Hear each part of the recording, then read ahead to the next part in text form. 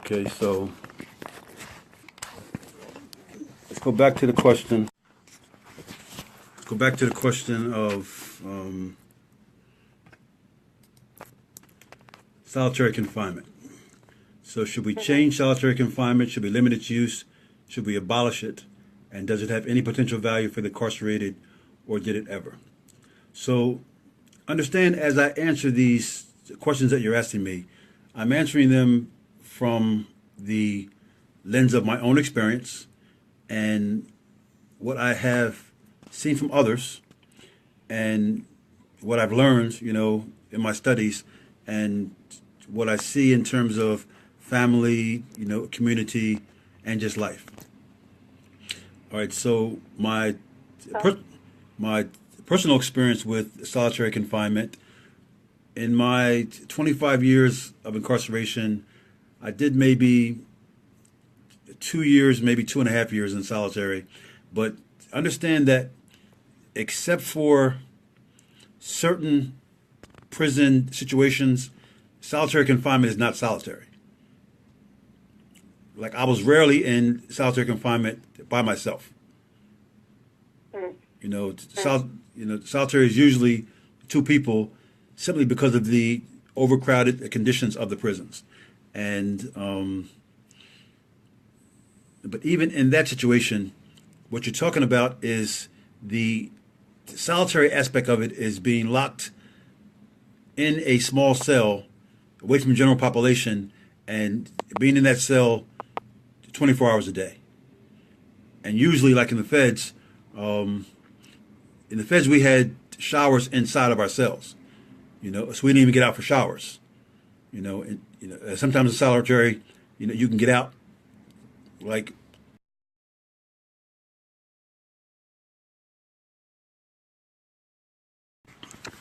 So when you talk about solitary, you're talking about loss of movement, which when you're already in a situation where, you're inside a prison wall and you have limited movement, now you don't even have the movement, where you can go to the gym or go to the cafeteria or go to the yard, see the sun, see the sky. So it's extremely, it's extremely debilitating to the soul and spirit, to be limited to a very, very small area. So I don't see any value in solitary confinement. There are those who run prisons who say they use solitary for its punishment value, that people who are in that situation, we value the limited freedom that we have. So solitary as a punishment has value in controlling the population. Well, frankly, I think that's bullshit. Because when people are pushed with their back to the wall and they fight or they stab or they get in altercations, the punishment for the act is the last thing on their mind. They're dealing with the actual situation. You understand what I'm saying? Mm-hmm. So in terms of the value of solitary for its deterrent value, it has very little value as a deterrent. Value. I think it should be totally changed. I think it should be very limited. The only value I can see in solitary is for persons who can't be in general population for various reasons. And maybe because they told on someone, or they or their life is in danger. Sure. And they need to be removed from the population for that. That's the only value I can see in solitary confinement, and even that should be limited. It's a much greater value to take that person out of that situation altogether and remove them to another prison or another situation where their life is no longer in danger. I don't see any value for the incarcerated in solitary confinement. I think it's barbaric. I think that it should never be used. On a personal level, I'm the kind of person who really endures whatever I'm forced to endure. And I tend to see any situation as a challenge. And when I was in solitary, I use it as a time to do self-reflection, to do more reading, do more thinking. And I refuse to let the cell and the environment close in on me. But it was arduous. I mean, it's very difficult to be in the same space for 24 hours a day and not move around. And when you do go outside, in the feds, it's like it's almost like an outdoor dog cage. You know, it's a fenced-in area, with a fence on top. You know, so it literally looks like gigantic dog cages, you know, lined up one next to another, but, you know, it's for men instead of for animals, you know, so it's really crazy. So, you know, in answer to that question, no, solitary confinement has no value for the incarcerated. Now, it has value for those who are doing the incarcerated. You know, solitary confinement is their main use of control in the prison situation, which is probably why it'll never be totally eradicated, because prison authorities see solitary confinement as a primary method of controlling people in prison.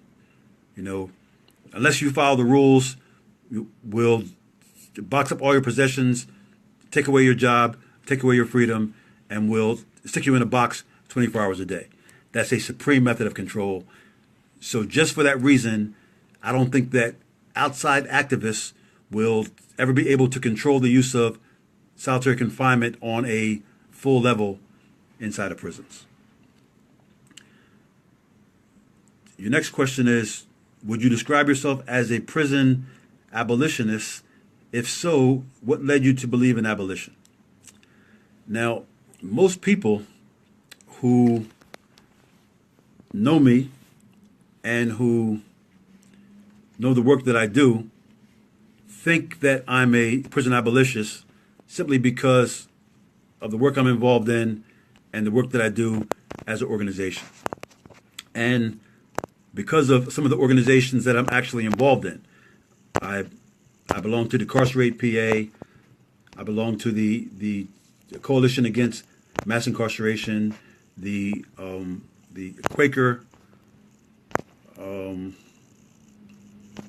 Initiative in Mass Incarceration, and many other groups. But I'm not a prison abolitionist per se because I've been in prison. And once you are in prison, you realize that there are some people for whom prison is their natural environment, and you see people when you're in prison whom you would never want to see on the street or in a community where your daughters or your granddaughters or your wives or your sons or family live, because they simply are not people who are fit for society.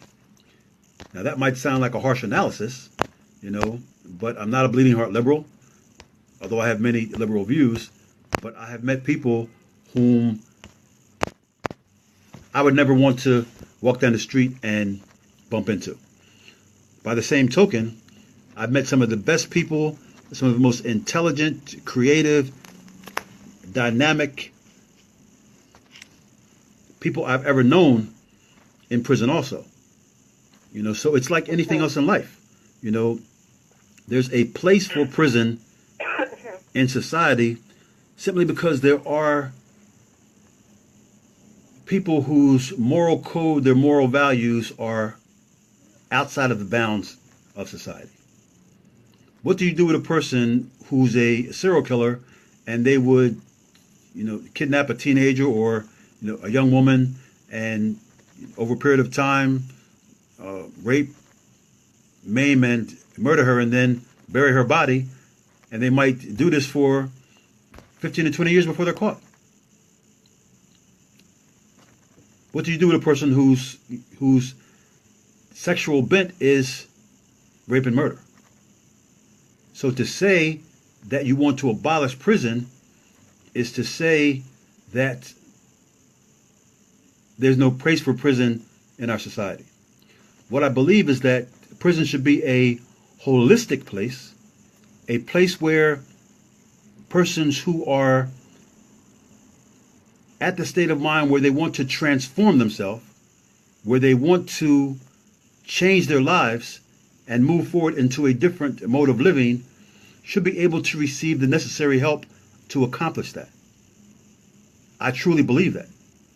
I believe that there are many people in prison who simply need the necessary time and environment and assistance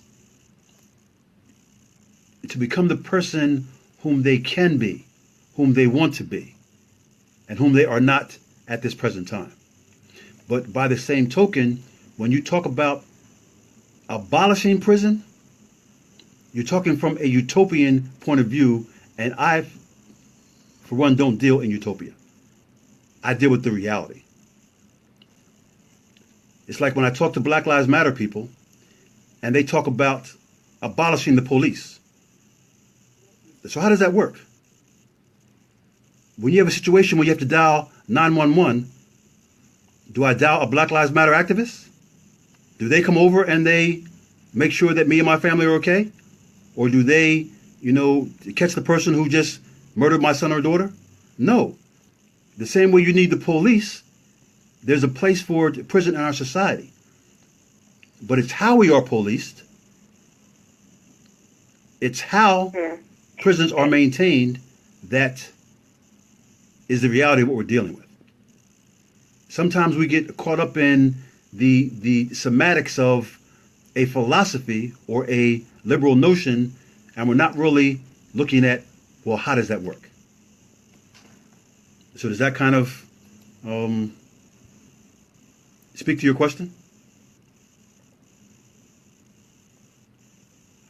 Sorry, just 1 second. I just want to make sure I typed that last thing. So what I guess I'm saying is I'm not a prison abolitionist. I'm a prison reformist. I believe there's a place in society for prison for certain people.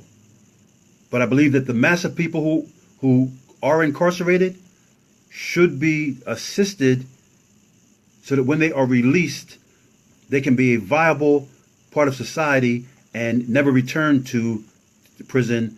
And that's not how our system is structured. Our system is structured as pure punishment and not rehabilitation. And unless we're talking about really looking at making restorative justice a hallmark of our system, then we aren't really talking about the reality. We should be talking about how to make prison holistic, how to assist those who really want to be helped, and then how to contain those who are irredeemable. And that's something that folks don't really want to talk about. I'm a Rastafarian Quaker. And as a Rastafarian Quaker, I believe in two things. Universal truth and love. That's the Rastafarian aspect. And the Quaker aspect is that the light of God shines in everyone. Now that's a wonderful thought to have. But is it true? Does universal love and peace rule humankind? Well, I would posit, and in terms of the light of God shining in everyone, that's a principle, but it's not the reality. As I said, I've met some people whose souls are so dark that the light of God doesn't shine anywhere near them, and prison may be the best place for them. That's the reality. Now your next question is, are you good on your notes? Yeah, I was just catching that last section. Also, I don't know. I just want to. I'm obviously gonna say it again at the end throughout, but thank you for talking with me, and especially I don't know. it's especially like generous of you to try to take the emotional time of like looking back and processing it with me and like, you know, maybe and answering me. So I appreciate it. All right. So you have any further questions on the abolitionist part? You understand my point of view there? I think I do. I think I think the questions that in my mind relate to it actually come up after the next couple. So I'll let you know if there's anything, you know, at the end or after those few that I think is missing. All right. So your next question is, do you feel your work is faith-driven, and how important is being a Quaker to your motivation and your choices? Yeah. I guess kind of relatedly would be like, I don't know. So it would just sort of, that you don't have to answer this specifically, but another way I think about this is like, would you be doing the same work if it weren't coming from a place of like religion or faith or? All right. Yeah. All right. So what you're basically asking me is, you know, would I be running the Center for Returning Citizens if it wasn't faith-driven, and how important is being a Quaker to my motivation to my work? So let me say, I guess so, yeah. So let me say that I feel the work I'm doing is faith-driven. I view it as a ministry, as a life, as a vocation. I think that one of the ways that the Center for Returning Citizens is different from other organizations, and that is not to denigrate any other organization, because I feel like those who come to this work, you know, bring their skills and their talents and their beliefs to it.